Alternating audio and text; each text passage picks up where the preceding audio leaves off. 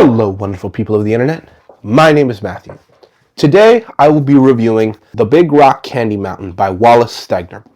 Now, as a preface, if you don't know, Wallace Stegner is part of my most underrated group of authors video. This is one of his major texts. If you want to learn more about him and what he did in his career, check out that video. Big Rock Candy Mountain is a novel that he published in 1943.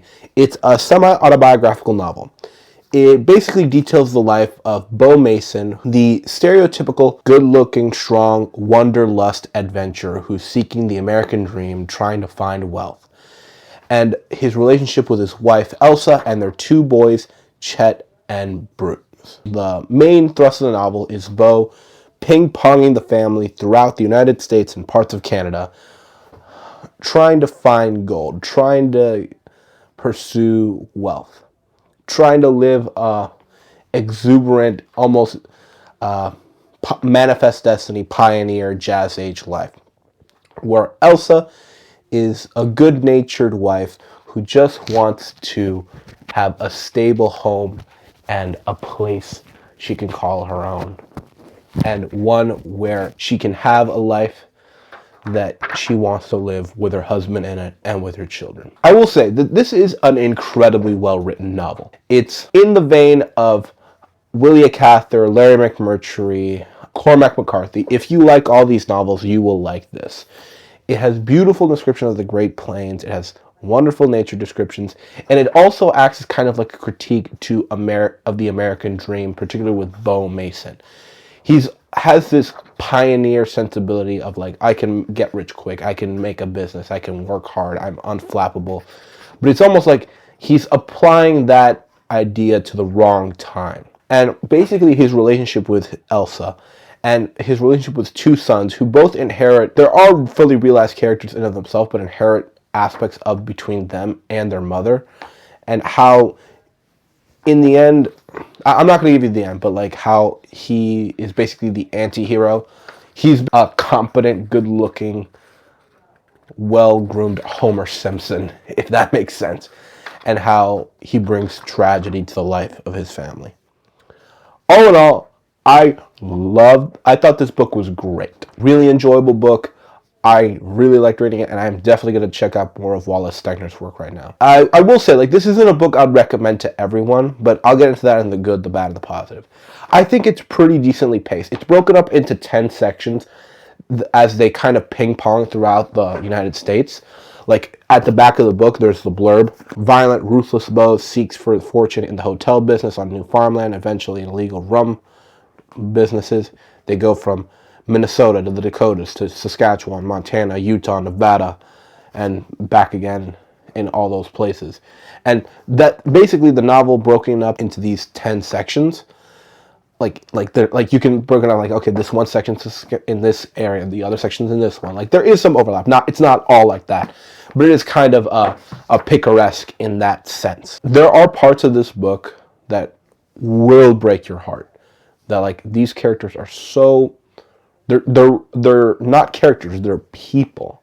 When you look up, like I said, this is semi-autobiographical. When you look up that how this stuff actually happened to Wallace Stegner and his family, you look at this novel with an entirely new light. Well, I do have some criticism of this book. I like to say this is a book that's phenomenal but not transformational, if that makes sense. But I think for what this book is, it's damn near perfect. This is a long book, so like if you are perturbed to long books, skip this novel.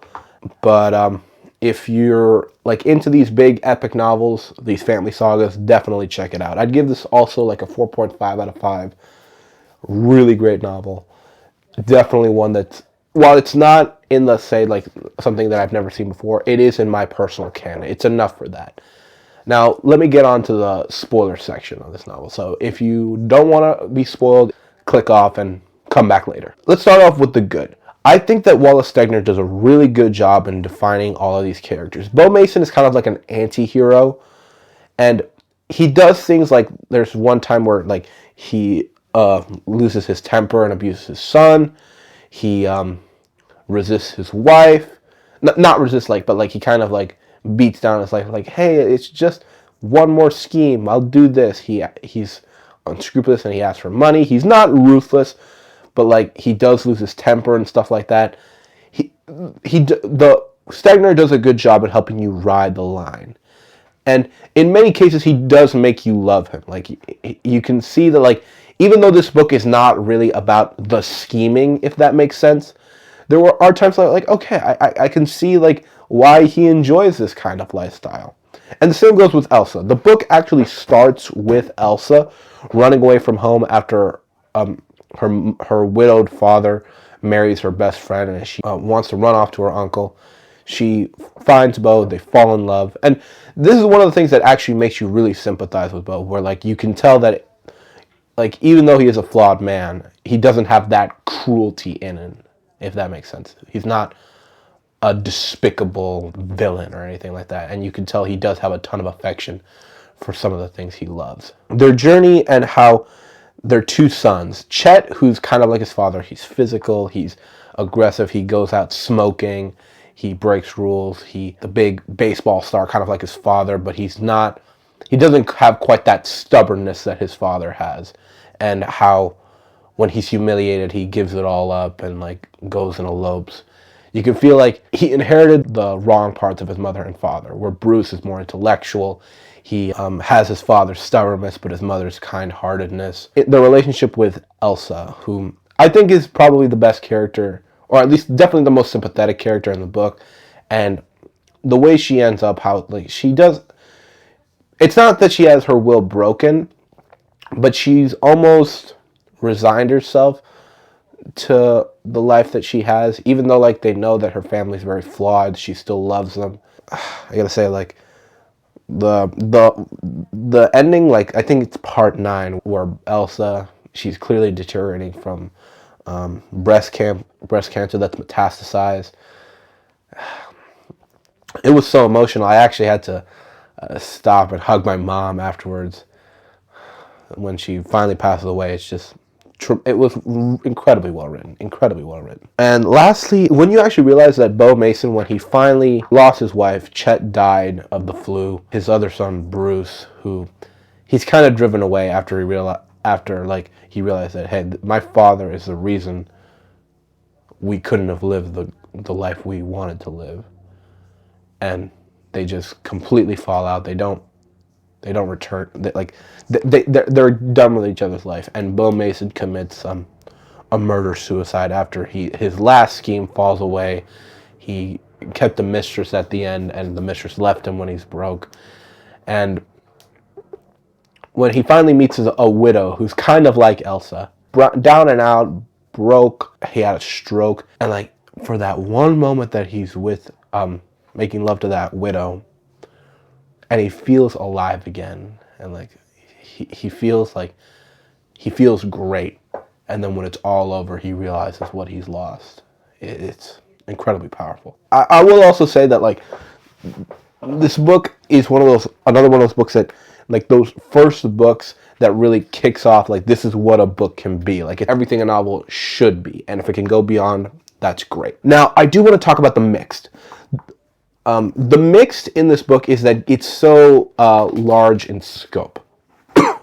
Now, that's not a problem, but how I mentioned that since it's broken up into 10 sections, and like you see like on the blurb, like all of these different sections, you do feel for the core 4 characters, and there's some like side characters like Elsa's sister that do kind of come out. You do feel like there is not as much of an escalatory section, in the sense like, since it's not trapped in one place, you don't get a good feeling of one world. It's very panoramic in scope, and that's fine, but it's not a book where like there is setup and payoff for the 4 main characters, but like the periphery side characters, a lot of them you don't see them again. They're well written. For example, like there's a single mother in the Dakotas, there's a teacher in Seattle, there's a little girl that plays with Chet also in Seattle. There's townies in Saskatchewan. Like, all these characters are well drawn, but since they're like only relevant for that particular section of the book, they sometimes can feel a little superfluous. That's in my mix, because like it does make the book feel panoramic, and there is a lot of good payoff. Like, for example, this is mixed positive. The landscape descriptions, They can go on too long, but there's one description where like you can really feel that for all these families' problems, there was the potential that they could be happy, and that had in a scene between Montana and Canada that deals with a picnic, the Big Rock Candy Mountain, after the 4th of July, and that scene, like it gets called back a couple times in the book. It's just a scene of perfect bliss. But like that's like more the exception of the rule. A lot of the book is very episodic, and sometimes like you could feel that like a lot of the writing was meant to serve that episode, and they're good for what they are, but sometimes can feel a little redundant. And my last one, we're on to the negatives. I do think that, related to what I said in the mix, that this book is a little too long. I'm not saying that like there was any part of this that dragged. Like the story is engaging, but given the fact that it's very episodic, I think that like some of like the long descriptions should have been cut down. Like this book is like 640 pages. I think you could have shaved off a good 60 pages. You could have shaved that off and it would have been breezed through. There was never a time where I was like trudging in this like oh, I don't care about what's happening. I was saying like, okay, I don't need this much detail, if that makes sense, because I don't think a lot of these details are that important. But all in all, I would highly recommend this book. If you're into like standard novels, I think this is one of those that like you take one section a day, or like one section every 2 days, and you'll finish it in a couple weeks. Really good novel, really moving, gives you some great memorable characters, some incredibly touching moments. And especially if you're a fan of like other types of American Western novels like Larry McMurtry, Cormac McCarthy, Willa Cather, like I said, definitely pick up this novel. Incredibly well written. And I will say, like, something I didn't mention in the positives, the ending, all the hardship has taught of the last few generations, has taught a person how to live the right life. So definitely check out this novel. Highly recommend. A seminal piece of American literature, and hope when you pick it up you'll let me know and you'll enjoy it. So hope you're having a lovely day. Hope this video finds you well. Happy reading.